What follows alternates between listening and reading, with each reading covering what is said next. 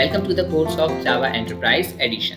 Guys, special lecture में हम लोगों ने HTTP सर्वलेट क्लास को यूज करके एक और सर्वलेट बनाया था जिसमें डूगेट मेथड को मैंने कुछ इस तरीके से ओवरराइड किया था कि उसने मेरे नाम को ऑल 6 HTML हेडिंग्स में ब्राउजर पर किया था प्रिंट।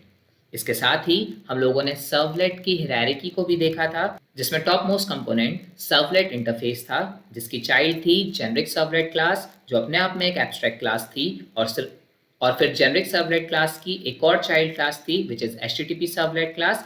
ये भी एक एब्स्ट्रैक्ट क्लास थी। साथ ही हम लोगों ने उन मेथड्स के बारे में समझा था जो इन क्लासेस ने हमें प्रोवाइड करके रखे हैं, पर इन मेथड्स के प्रॉपर एग्जीक्यूशन सीक्वेंस का डिस्कशन बाकी रह गया था। मैंने आपसे कहा था जब हम लाइफ साइकिल ऑफ सर्वलेट के बारे में पढ़ेंगे तब इन मेथड्स के प्रॉपर एग्जीक्यूशन सीक्वेंस को समझेंगे। तो आज हम यही डिस्कस करने वाले हैं कि सर्वलेट का लाइफ साइकिल कैसा होता है और कब कौन सा मेथड किया जाता है invoke. So let's start with the life cycle of servlet. Servlet के लाइफ साइकिल को समझने से पहले एक बार आप टॉमकैट में उस डायरेक्टरी स्ट्रक्चर को याद कर लें जहां हम एप्लीकेशन को प्लेस करते थे और उसके बाद बाइट कोड और हमारे web.xml को प्लेस करते थे। सो वेब एप्स नाम के फोल्डर के अंदर मैं अपनी एप्लीकेशन बनाता था which can be my app 1, my app 2 and so on. इस माई ऐप 1 के अंदर होता था web-inf फोल्डर जिसके अंदर होता था क्लासेस फोल्डर। क्लासेस फोल्डर के पैरेलली रखी जाती थी web.xml और क्लासेस फोल्डर के अंदर रखा जाता था बाइट कोड। तो चलिए अब स्टार्ट करते हैं लाइफ साइकिल ऑफ सर्वलेट। सो जैसे ही आप आपके टॉमकैट को स्टार्ट करते हैं, तो जो डबल क्लिक करके आप टॉमकैट को स्टार्ट करते हैं और आपके सामने ब्लैक विंडो आ जाती है जिसके नीचे लिखा होता है server startup in some milli seconds.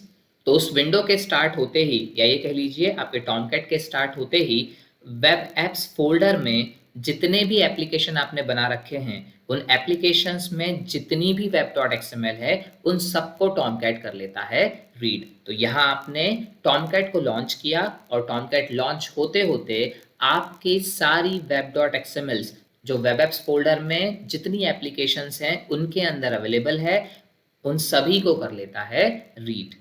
अब जैसे ही आपका ब्राउजर किसी सर्वलेट के लिए वेरी फर्स्ट रिक्वेस्ट को जनरेट करता है, तो वेरी फर्स्ट रिक्वेस्ट जनरेट होते ही आपका कंटेनर रिक्वेस्टेड सर्वलेट का बना देता है ऑब्जेक्ट। और जैसे ही ऑब्जेक्ट बनता है, आपको पता है कंस्ट्रक्टर भी पैरेलली कॉल होता है।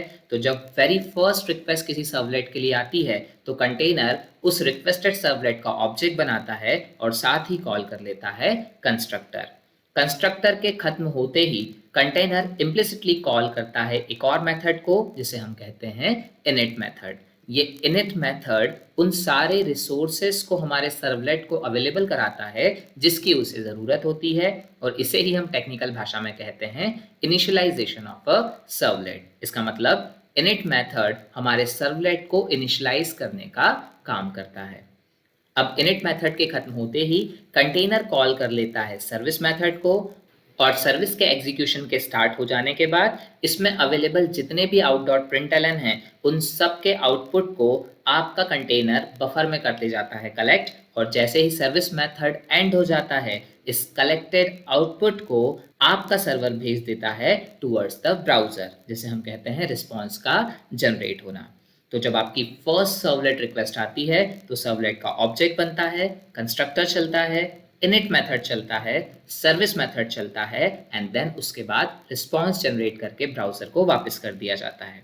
पर जब उसी सेम सर्वलेट के लिए सेकंड रिक्वेस्ट आती है या सेकंड रिक्वेस्ट के बाद की कोई रिक्वेस्ट आती है तो याद रखिएगा फ्रॉम सेकंड रिक्वेस्ट ऑनवर्ड्स कभी भी आपके सर्वलेट का फिर से ऑब्जेक्ट नहीं बनता, क्योंकि अगर आपने ये सीक्वेंस ध्यान से देखा हो तो ये ऑब्जेक्ट डिस्ट्रॉय नहीं हुआ है।